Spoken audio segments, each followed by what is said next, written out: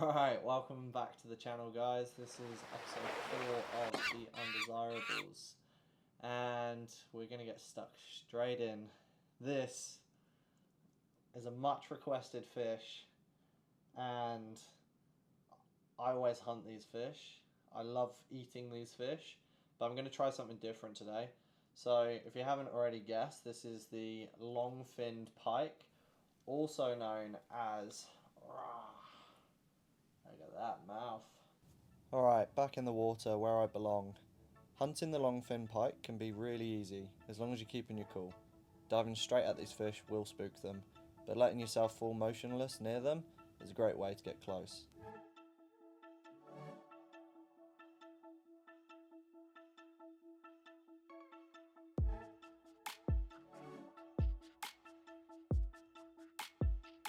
I'd recommend slow head movements to track these fish.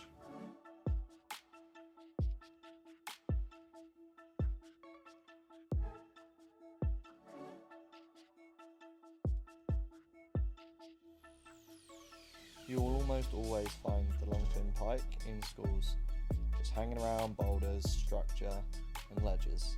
They love it.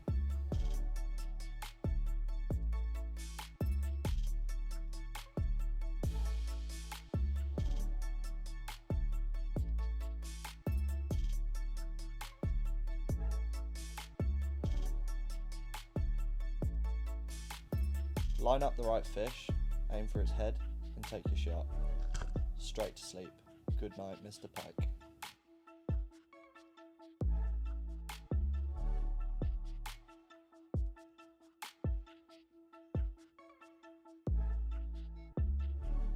My spear gets caught in the rock, but with some movement, I managed to get it free so I could go to the surface for some air.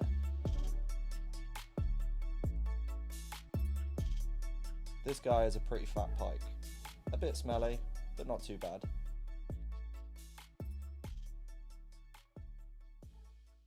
Alright, so this one's a personal favourite of mine actually. I really enjoy hunting this fish.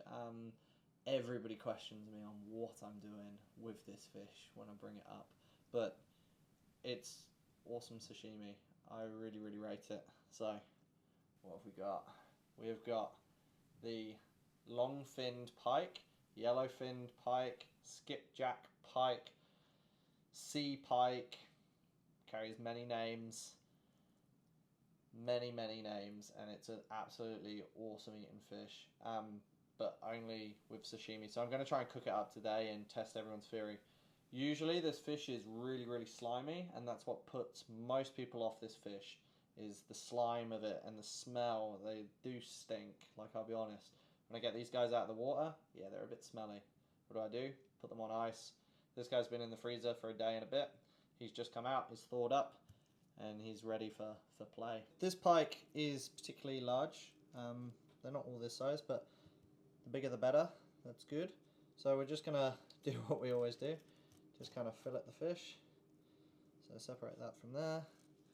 And the old spin around. You can see that this guy's a big fish. And he went out like a light.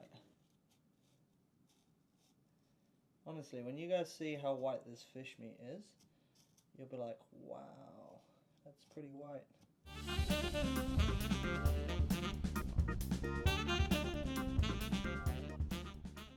So that's meat. So that's pretty much one side of the pike. We'll go to the other side of the pike, and we'll do the same thing.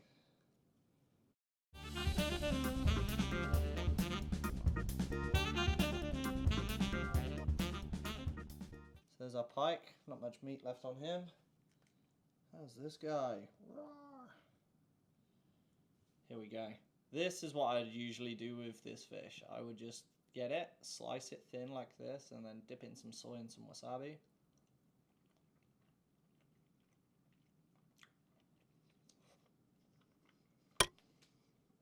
It's a good eating fishy fish. It's good.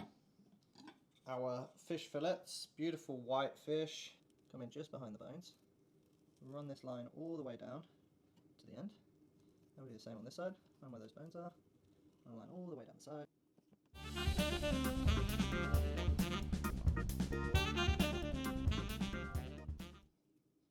Nice and white, isn't it? And again, we'll just go into lovely bite-sized bits. The more even you can make the sizes, the more even the cooking time will be. And let's get going. So first off, crack the egg. In she goes. Grab a fork. Mix around. Whoop. In she goes. Lovely. Give that a good stir around. We're going to let our pike chill for like 10 minutes or so. Going to put in some flour. Then we're going to add our cornflake powder. Then we're going to add our panko crumbs. So for that mix, I like to go like about a quarter of flour, and then the rest is kind of breadcrumbs and the corn flour, and you should end up with a mixture that looks like that. It's got a bit of orange, quite a lot of white. The flour will tend to sit to the bottom. Then we're going to go paprika. Don't be shy on that stuff, it's good. Some ground cayenne. That's going to give it a bit of spice, a bit of kick. Garlic granules. Cool. Some pepper.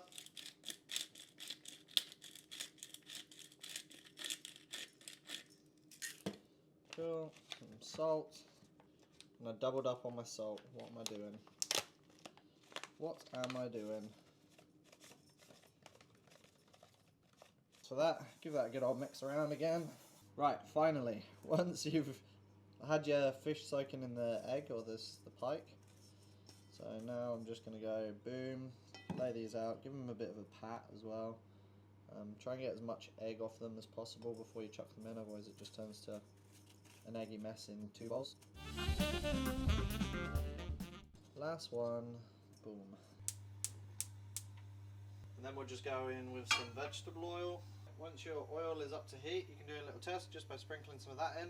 If it bounces loads like that, that's good. It means it's up to temperature. And then we can begin chucking in our pike. I can't believe I'm pan frying and crumbed pike. This best be good. Grab some kitchen roll, paper towel. Sorry, paper towel. We're cooking up fish, right? It doesn't look bad, is what I will say. I mean, looks can be deceiving, but for it to be this kind of white a meat and crisp up, this has got to be good. It's got to be good. So yeah, you just basically use the kitchen roll to kind of dab them. They're going to be warm, so try not to actually like touch them, but yeah, you'll see the oil come off them. Alright, so this is a moment of truth. This is the breadcrumbed, pan-fried longfin pike. I can't believe I'm going to do it. It should be good. It should be good. It's white fish.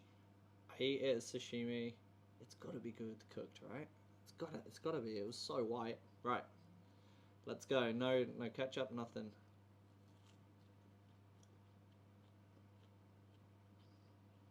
It's so strange. I mean, that's what it looks like, yeah? So it's still beautifully white. The meat is incredible. It's succulent. It tastes good. But it's the texture. It's just like that. It's not really anything. It's not super meaty. There's not heaps of texture there. It's not like chunky and thick. It's quite thin, but I mean it's fish. It tastes okay. Yeah, 5 out of 10 is pretty reasonable. The crumb is really good. Not bigging myself up, but I do make a good crumb.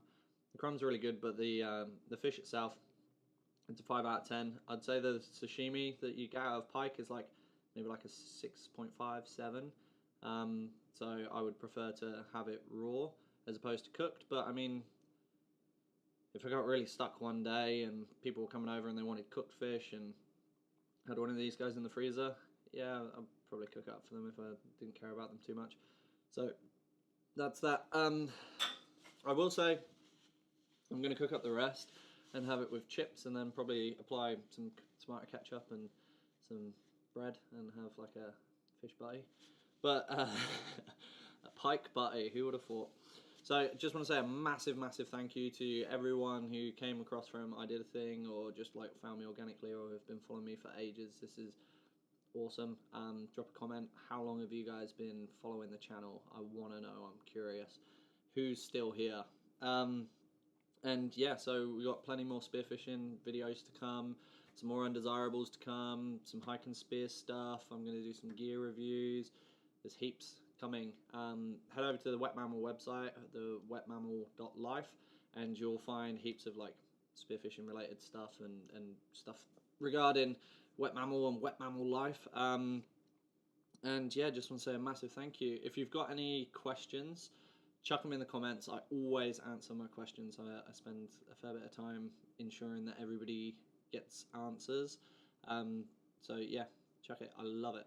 So give this video a thumbs up, reddit it to your mates, like send it off, share it, do whatever. Subscribe if you're not already, all the other jargon that comes at the end of a YouTube video. And thank you very much. We'll see you next time. This was the Longfin Pike, and it was average. Thanks.